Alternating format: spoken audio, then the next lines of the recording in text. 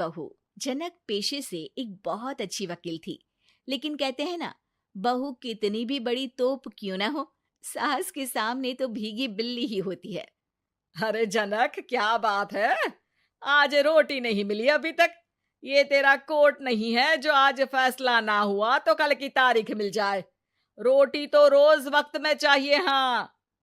माँ जी, रोटी तो कब की बन गई। मैंने आपको कहा तो खाना खाने के लिए, आपने शायद सुना नहीं होगा।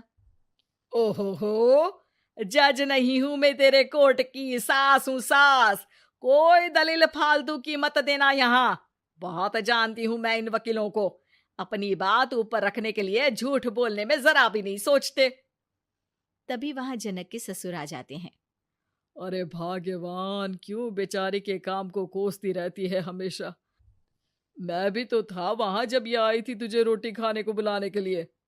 सास को तो अब गुस्सा आ जाता है कि कैसे किसी ने बहू की साइड ले ली। अरे वाह जी वाह, वो तो मैं जानती थी कि कोई ना कोई गवाह तो ये पेश कर ही देगी। पर मैं तो अब सीधा खाना खाकर सोने जाऊंगी। मुझे आदत नहीं है किसी से बहसा बहसी करने की। पता नहीं कैसे ये वकील इतना दिमाग लगाकर खुद तो झूठ बोलते ही हैं, साथ में झूठे गवाह भी ले आते हैं। जनक को सास के ताने सुनने की अब आदत सी पड़ जाती है। एक दिन जनक वकील की ड्रेस पर काला कोट पहनकर कोर्ट के लिए निकल ही रही होती है कि अरे कहाँ चली काला कौवा बनकर? टोक दिया ना। अब कोर्ट तो वकील वाले ड्रेस पहनकर ही जाऊंगी ना। वाह भाई वाह, दामिनी तो मैंने भी देखी है।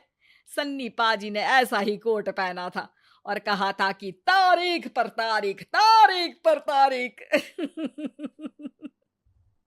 मतलब कि कोई बात करनी है तो बोलिए, वरना वक्त नहीं है मेरे पास खराब करने के लिए। अरे पता नहीं तुझ में क्या देखा मेरे बेटे ने, सारा दिन वकीलों वाली बहस करती है, भोली भाली सास के साथ।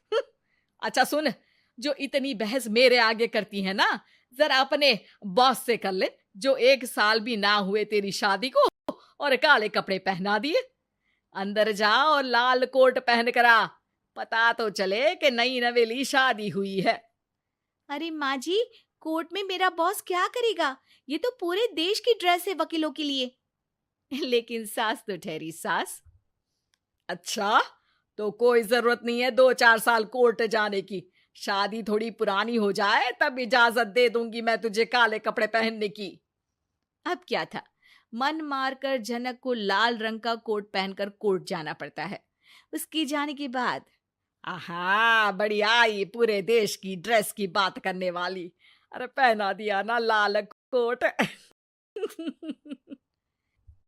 अब सास आए दिन या तो जनक को उसके काम का ताना देती या फिर उसका काम छुड़वा देने की धमकी।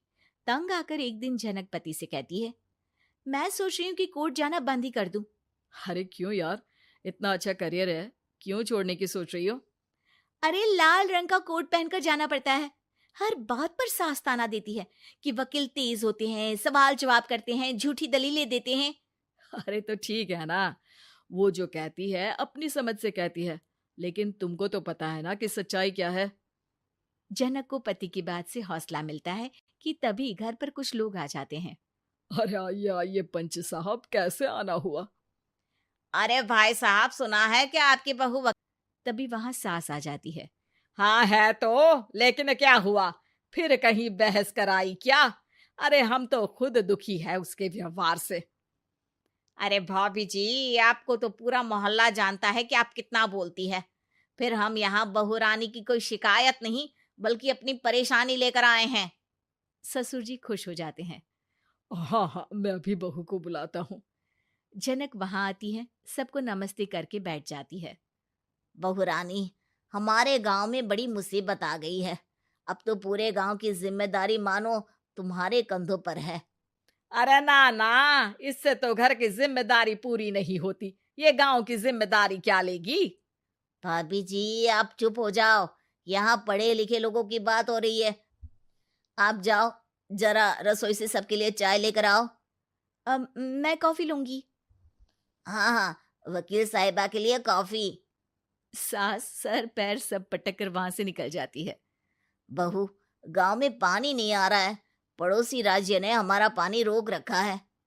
हम्म, इसका मामला तो बड़े कोर्ट में चलेगा पंच जी, लेकिन ऐसा क्यों? वो राज्य हम लोगों से पानी के पैसे मांग रहा है। अब आधे गांव में पानी की सप्लाई खत्म हो गई है बहुरानी। अच्छा पंच साहब, बात गांव की है तो मैं जरूर केस लड़ूंगी। यहाँ एक बार फिर सास की एंट्री हो जाती है। अरे वाह जी वाह, ये काम करवा लो, आप हमारी बहू से बहुत अच्छा करती है। मैं हूं सीधी सादी सास। इस लड़की ने कैसे लड़ लड़ कर मुझे साइड कर रखा है, ये तो अब आपको पता चल ही जाएगा। अरे भाभी जी, आपकी आवाज तो पूरे गांव को सुनाई पड़ती है जब आप बहू रानी को सुंदर वचन सुना रही होती हैं। अरे वकील बहू मिली है, फक्र करो फक्र। हाँ जी हाँ, सारी फकर तो हम लोग ही करें।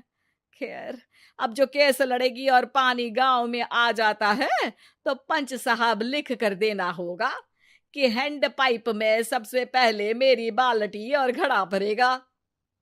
अरे फिर तो हम बहू रानी के नाम पर घर पर ही सप्लाई दे देंगे, लेकिन ये इतना आसान नहीं है। बहू, गांव के पास अभी वकील करने की भी पैसे नहीं है तो। अरे पंच साहब, ये मेरे गांव का मामला है, मैं आपसे एक भी पैसा नहीं लूंगी। सास को बहू की बात पर गुस्सा आ जाता है, लेकिन सबके जाने के बाद झनक मन लगाकर गांव की परेशानियों को दूर करने में लग जाती है। और वो दिन भी आता है कि झनक केस जीत जाती है। अरे आज तो प्लम्बर आकर घर तक पाइप लगा गया है। खुश हो जाओ, मेरे कारण तुम लोगों को घर के अंदर ही पानी मिल जाएगा।